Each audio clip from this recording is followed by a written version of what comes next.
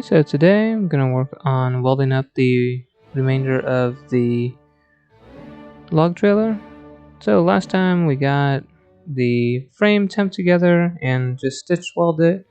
So here we're going through and welding the rest of it all the way around. So started on the back side, got the backs completely filled, and then here welding around the pipe inside the channel.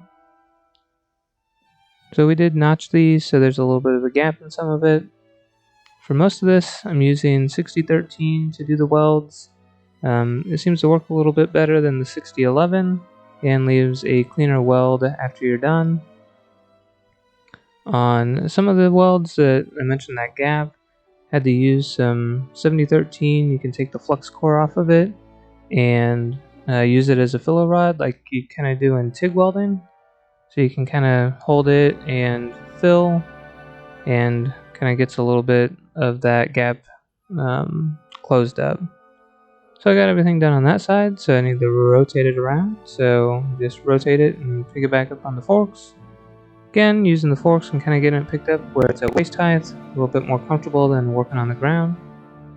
So again, I do the same method, go through and weld the one side and then start working around. For a lot of these, I was able to use the 6013 initially, and then went back over it with the 7013 to kind of do a little bit of a double pass on some of them that needed a little bit more fill, or just needed the a little bit nicer weld on the outside. So then later in the day, I decided I was going to work on getting the wiring done for the laser on the sawmill. So this is the tubing that you typically use like on truck wiring. At least that's what we've always used it for. So you have that plastic sheathing that you put on. So worked on getting the wire put in that. Was able to push it in so far, and then kind of had to you just use your finger to push it in. Had a fish tape going around the U of the sawmill there, and got it so that we could pull it around.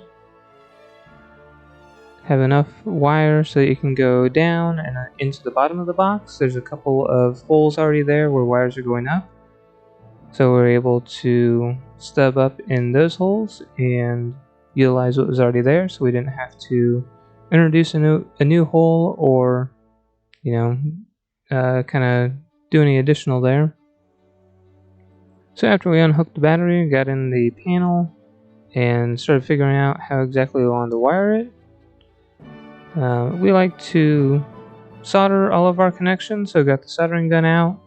The crimps can just be unreliable. They can come loose, whereas if you solder it, it's going to be good. So we got the couple of different connectors out that we needed and got those soldered on. So we're able to tie into a ground that was already there, and then I'll do a deeper dive into how exactly we wired all that and what the inside of the box looks like. Right now I'll just kind of do an overview of everything. So once we're happy with over in the box, moved over and figured out how exactly we wanted to get the line to move over. We had these little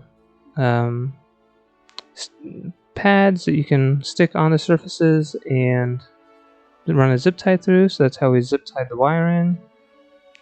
Back over at the box, we realized that the laser runs off of 3.3 volts instead of 12, and I had bought the reducer or the step down the voltage regulator to step that down. So we got it wired in, working on getting everything hooked up in the box, and then Dad got the laser wired up with the 3.3 volts.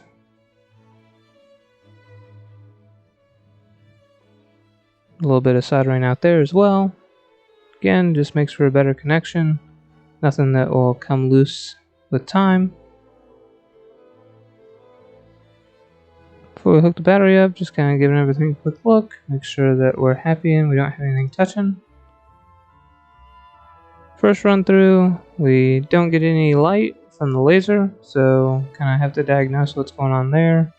Basically, one of the fuses that we were trying to utilize inside the box is only powered when you push the handle forward, so it must be used for like the debarker or something like that as an additional there. So we switched which one it went to, and then was able to get the laser to work. So again, I'll do a deeper dive into all of that later, but thank you for watching. Hit that thumbs up button, subscribe, and catch you next time.